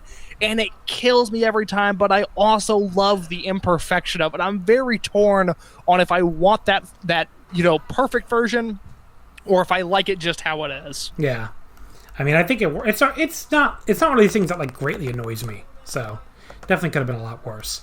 Misawa tags in and gives Marufuji the Tiger Driver, but Marufuji rolls backward out of the cover and hits Misawa with a basement dropkick. That was awesome. He hits a super kick and then an axe bomber of all things. But Misawa is not amused by this. Like, he just is like, how fucking dare you try to hit me with an axe bomber, you tiny ass junior geek. And he gets right back up and levels him with a big elbow. He goes up top, but Kenta stops him with a rope assisted kick. Marufuji goes up top and hits the one-man Spanish fly on fucking Mitsuharu Misawa. Can you, that's one of those things where, Misawa is fucking awesome. He is 2004, okay? He is already, not in, the greatest shape of all time. And, if he does not want to take a fucking one-man Spanish fly, the ring is his color for a goddamn reason, folks. This is his company. He could tell Marufuji, no, I ain't taking a one-man Spanish fly at the top, buddy. But he fucking was like, you want to do a one-man Spanish fly? Let's fucking do it, brother. And it is awesome. So I've seen this match numerous times. Like I said, one of my favorite matches ever.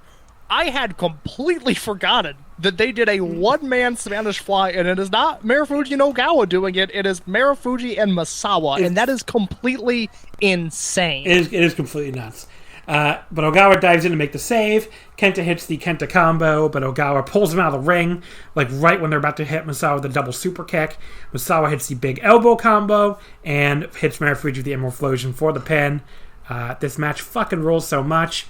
I can't go the full 5 because they messed up that big spot, and a couple other spots didn't look like perfect, but it's a total fucking classic. I mean, Misawa is so awesome as the heavyweight badass who just isn't going to sell for these damn juniors until he finally does. And when they finally beat him up a few times, it feels like they accomplished a lot. I mean, this is one of those matches where, sincerely, the losers get more over in losing.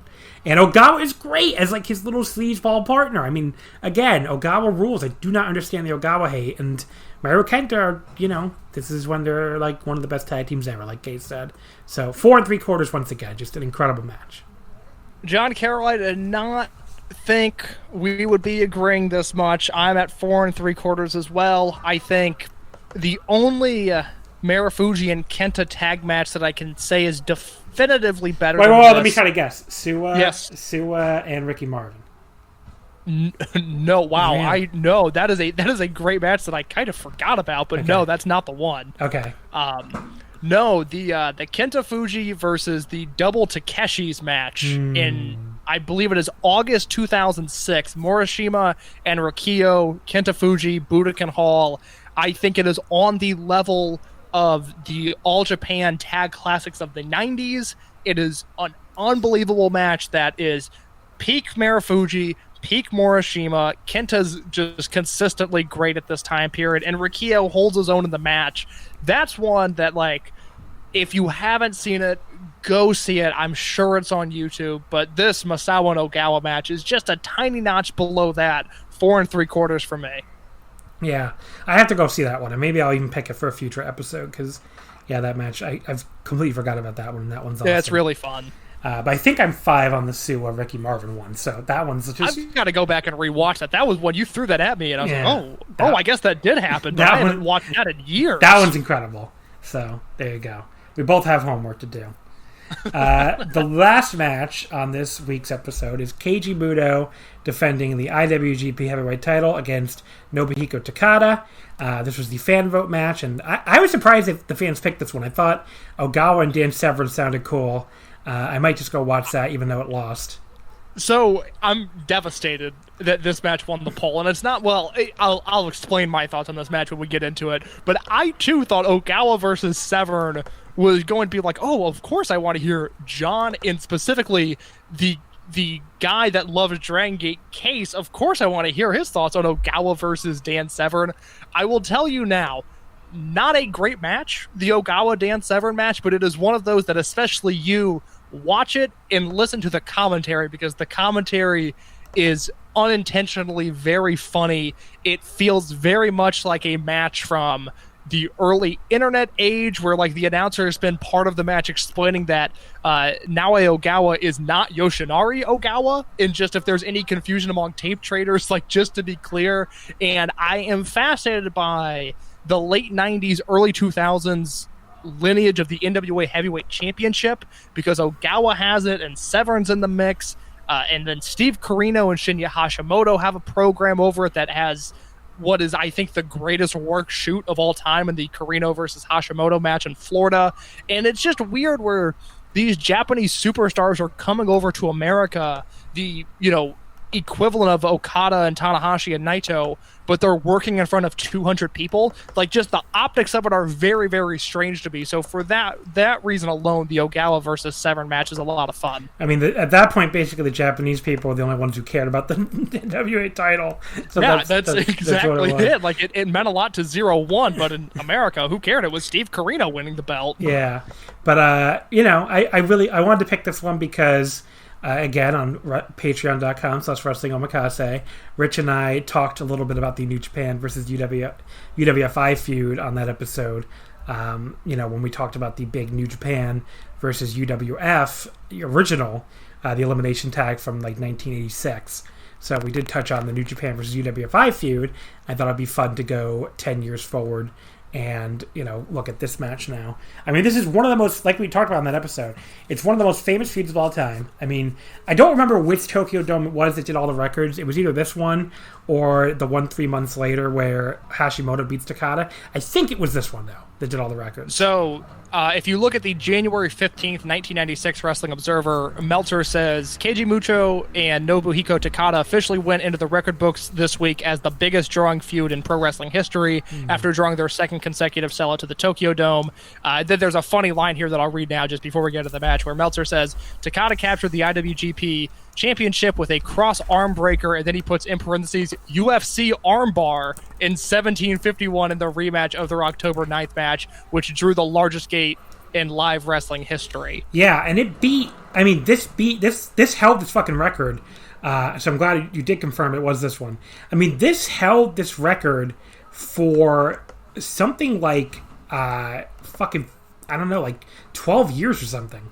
Like, I think it took until one of the big Stadium Manias in like 07 or 08 or 09 or something to finally have a higher gate, which is kind of crazy. Yeah, probably 23 in Ford Field, and we are now in the 2006-2007 era of WWE, which I do know about. Any other period I am blissfully unaware, but 2006-2007 is my sweet spot, and I think 23 was the WrestleMania that ended up beating that number, but I don't know for sure. Yeah, so it's like one of those around there, and it's like it took them a long ass time to get this to beat them in the live gate. So yeah, this was just like they did like a ridiculous live gate, like they charged so much money for this show because of the New Japan versus UWF thing. Obviously, completely sold it out, and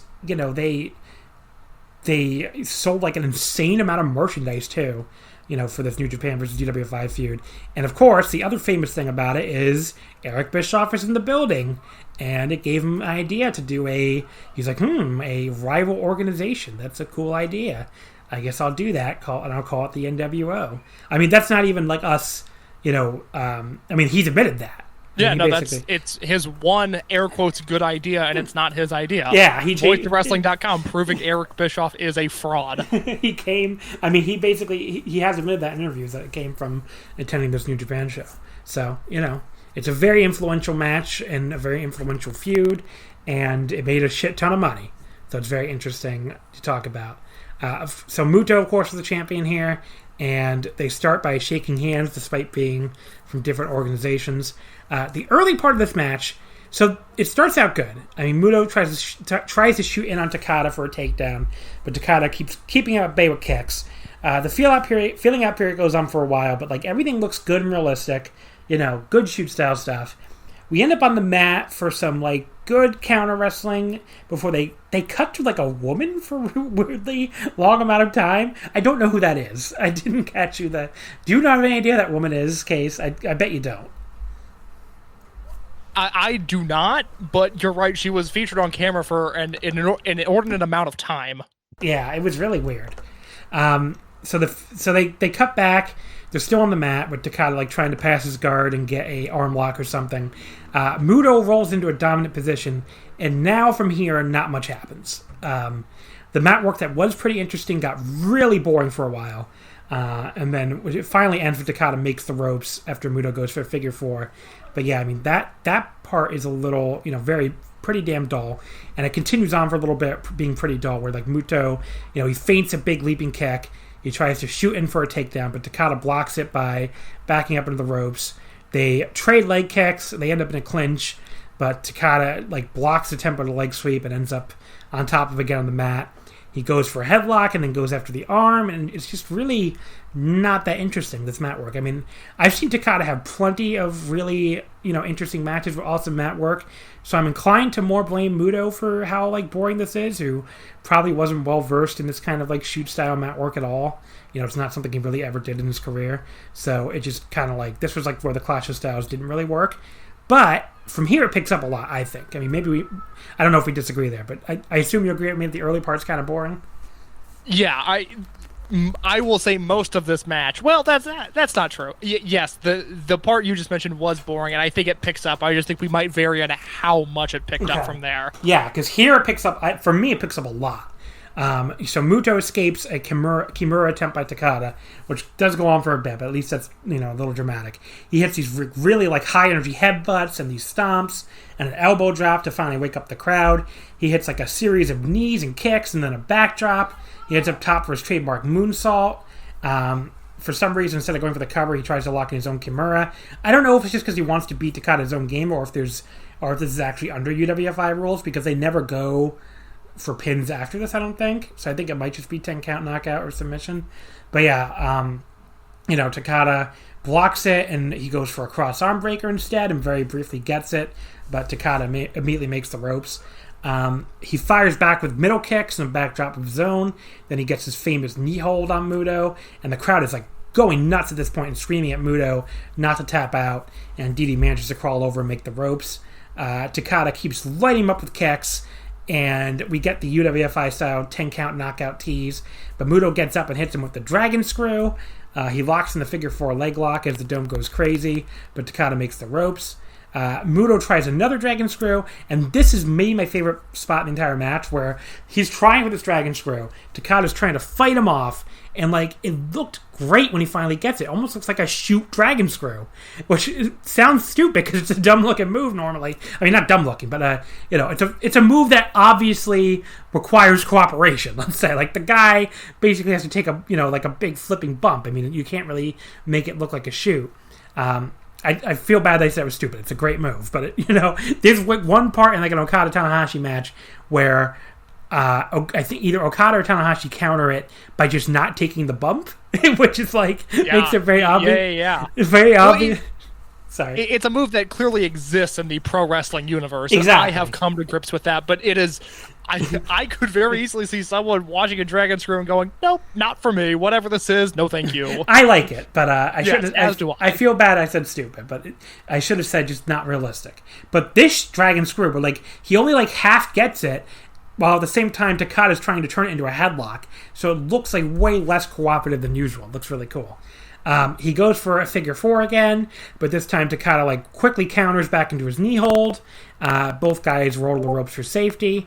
Muto tries the dragon screw again, but Takada keeps countering with his front headlock and his knees to the gut, and then he gets this awesome headlock takedown right into a cross arm breaker, but Muto manages to make the ropes yet again. Takada just keeps kicking the fucking shit out of him again, and then locks in the cross arm breaker yet again. Muto grabs on the referee to try and not tap out as the announcer yells at him to keep it going, but Muto finally, either Muto submits or the referee stops it. I can't tell if it's a verbal submission or a stoppage, but either way, Takada, the Invader, has won the IWGP title. All the UWF guys get in the ring with him to celebrate this gigantic win. It would be maybe a little short-lived for Takada because he loses the title to Shinya Hashimoto back at the Dome on April 29th, but it was still a big moment. And he would get one successful defense. He would defend against Shiro Koshinaka on a UWF show on March 1st, so good for him. Anyway, I was worried about this one at first because the boring early stuff is really boring. You know, there's not anything wrong with it per se. But for me, at least, and I get the feeling it might not for you, it really fucking turns around after that. Like, they end up working really well together with Takada using his more realistic counters on Muto's dragon screws and figure fours. And the drama is just so high with the Invader trying to take the title that it helps the match a lot. I end up going 4 1/4 on this. I really, really liked it. Hello? Yes, sorry, you cut out for just a second. You said you went 4 1/4 on this? Yes, I went 4 1/4. I really liked it. So, Muto and Takada are just not two of my guys. If I was ever positioned in Mark Maron's garage and he asked me who my guys are, I'm certainly not answering Keiji Muto and Nobuhiko Takada. John, I get the feeling that Mark Maron reference went over your head. That is okay. But when I look at like the Three Musketeers, like I think Hashimoto is far better than Muto is. Muto's better than Chono, but also most people are better than Chono. Who cares? And then when you look at the UWFI company, I've always latched myself onto Yoji Anjo, who I think was the most charismatic shoot style wrestler ever, thus my favorite because he really brought something new to the table. But even like a Kayoshi Tamura, it's like, wow, he does grappling that I've never really seen before. And Takada was always just there to me in the footage I've watched. So although I've seen a lot of New Japan versus UWFI matches, this was not one of them that I had seen because it's two guys that I just have had very little interest in. So I like the match. I certainly did not dislike it. I will say that. But to me, there was no point in this match where I ever felt like I was witnessing something that great.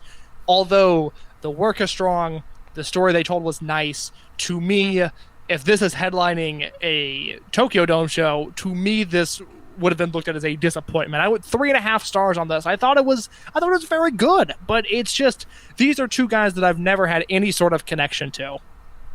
Yeah. I mean, like, it's just... I get it. You know, I love Keiji Muto. He's a guy that I always think is really underrated. And Takada I really love as well, so, from his UWFI stuff of his that I've seen. So, what did you give a star rating? I'm sorry, I didn't hear that part.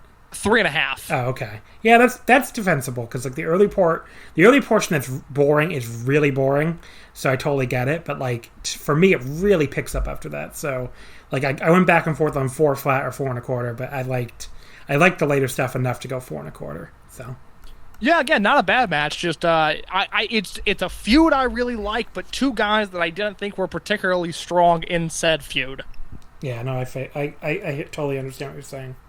All right, Case, I guess we can wrap it up here. That's all 5 matches covered. Would you like to give us some plugs? Oh, I'd love to. I am on Twitter @_inyourcase. Follow the Open the Voice Gate podcast account @OpenVoiceGate on Twitter if you'd like the up-to-the-minute news on Dragon Gate and all things relating to the Dragon system. And listen to the Open the Voice Gate podcast that me and Mike Spears do. We have had episodes coming out weekly. We will continue to do so for the time being. Like I mentioned, every week we've been doing the Dragon Gate USA Rewind and Rewatch podcast, where we've been starting from Open the Historic Gate in 2009, and we will go through all of the shows until we hit the end of the promotion, which happened in the spring of 2014. We're just about to start the 2011 shows.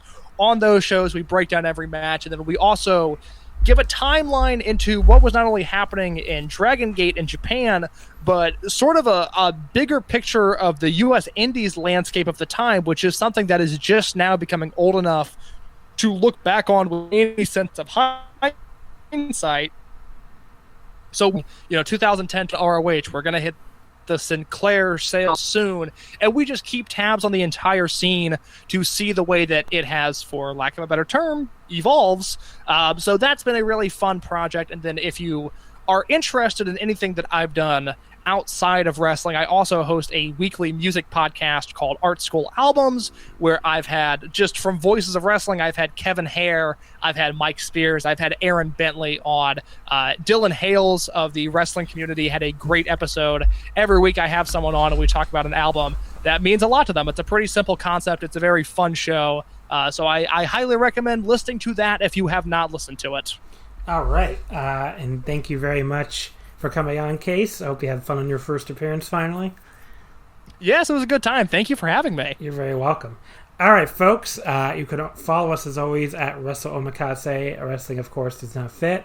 Of course, I totally forgot to do the big Patreon plug at the start of the show. So, I plugged it a couple times, but patreon.com/Wrestling Omakase. The response has been honestly even above what I would have expected. We're above what I had hoped to hit for a first month, so I greatly appreciate all of you that did sign up. We have 7 episodes of my series covering every Okada-Tanahashi match in order. I just put up the 7th today, actually. We're recording this on Sunday, whatever today's date is, Sunday, June 21st. So we're halfway done already, so the next 7, we'll hopefully get done in about the same amount of time, and then start a brand new series again, like looking at every match in a series. And if you're a patron, you'll be able to vote on which one we're going to do. I mean, it'll probably be like a bunch of New Japan options, because we'll stick with that for now, but you'll be able to pick which one you want to hear me do next. So definitely check that out. We have, like I said, 2 full episodes of Omakase that are exclusive to the Patreon. If you're wondering what happened to 150, which is a big milestone episode, that's on the Patreon at patreon.com/Wrestling Omakase. Me and Rich Craich are on there talking all about the another 5 matches, including the famous Click Tag from 1994 in WWF, the Bret Hart Steve Austin Survivor Series 96 match, the what the hell did we talk about? Tanahashi Suzuki from 2012, the Observer 2012 match of the year, the New Japan UWF match, like I talked about, and the RVD versus Jerry Lynn from 99, which we didn't love, by the way. So apparently people said me getting very mad at Rob Van Dam and Jerry Lynn was worth the price of admission alone. So definitely check that out. And we got that. You know what? That sounds like a draw. That sounds pretty good. I was not happy with that match. It was not very good. There was so much stupid shit involving a fucking steel chair. We're just what are you even doing? So sounds like a Rob Van Dam Jerry Lynn match. Hear all about it, folks, on the Patreon. And we have another anime Omakase dropping this week with me and Nicole talking about an entire anime TV series. So check that out. So lots of stuff on there. New Japan Cup 2020 Pick'em, all kinds of stuff. So definitely check that out. In the meantime, my guest next week is going to be Sylvie from the... So I wanted to get someone from a non-wrestling podcast, and she's a friend of mine that does a podcast called Friends of the Table, which is like a D&D play podcast, but they're, it's very popular. So, I thought it would be a cool idea to have someone I know is a wrestling fan who does a prominent non-wrestling podcast on the show. So that'll be next week's episode. I already know what matches she picked, and they're both pretty exciting matches. So we'll see, we'll see what, and then her fan vote match is pretty great too. We'll see if that one wins, I guess, but look out for that one next week.